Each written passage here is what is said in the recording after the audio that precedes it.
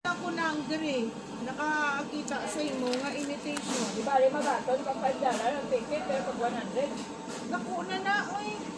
Ang galing nilang mag-ano. Ano nga yan, bakal niya sa imo?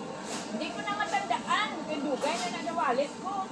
Ang ibanda, ano man, nabiktima, ang nilalagay nila sa, sa dingding para awareness. Pero, ginaisa-isa niya, siyempre kung nahuli siya, hindi na siya babalik sa iyo.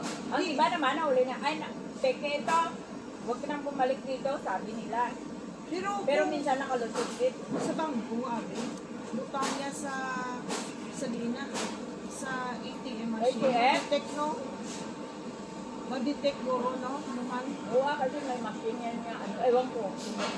Kasi butang ka, ma-deposit sabi.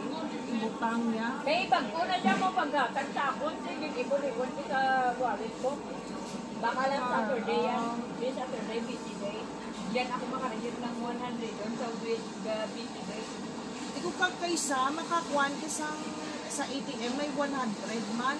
Kaya galing kami ng ATM. Ang ATM ay maglalagay lang ng pera ng peke. Ang muna gani, ang gusto ko mabalaan, kung ang ATM makadetect sa piki. Nakadetect na kayo nga, may deposit sila eh.